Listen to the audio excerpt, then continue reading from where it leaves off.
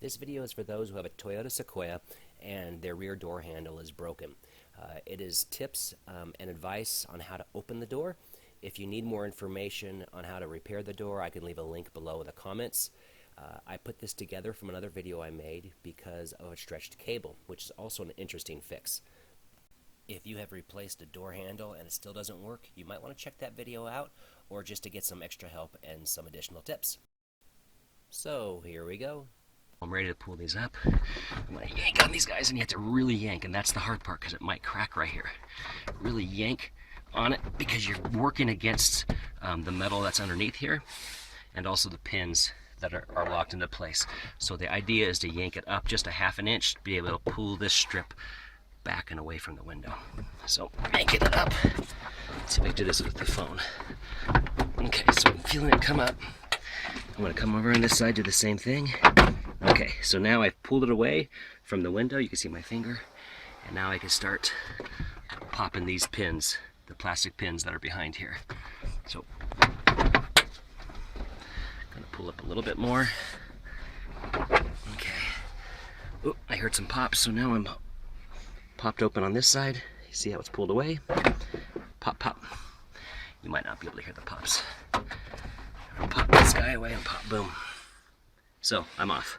Now I can pull this away. Access my back panel. My biggest concern of how I showed you to take it off is this piece breaking off.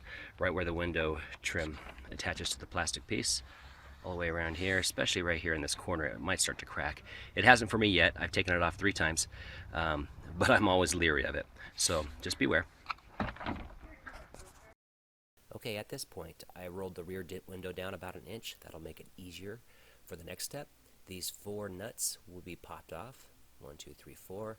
After that's done, push this whole mechanism back, and you'll slide it down a few inches so you can access the handle back here. This is the rear of the handle.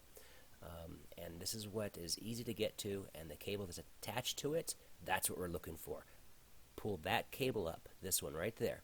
Pull that cable up, and we'll be able to pop the door open. This really is as far as you need to go in order to open the door. You could pull the cable from here. You will need to push the door with your shoulder or your foot, just something. You can even have someone pull from the outside if you'd like. But as you pull that cable, you'll need to be pushing. Yeah, so here's the cable coming out. I'm just going to plop it around here. I'm holding my phone. So let me show you what I got going. So in this segment, it highlights the repair I already made for the stretched cable. It's a fishing weight that I put on just like a fishing line. On top there's the ball that comes with the cable and the weight. And you would pull the cable just like this. You could do it here. I pulled it out for convenience, or you could do it when it's still inside the back door. You can see how easy I'm pulling against the cable. Just remember to put some weight against the back door. Next, I'll slip the handle back into the back door and attach it to the handle. You'll see that my handle is brand new. It's already been replaced, so this is just a demonstration of how easy it really can be. I'm using one hand, and it really is that easy.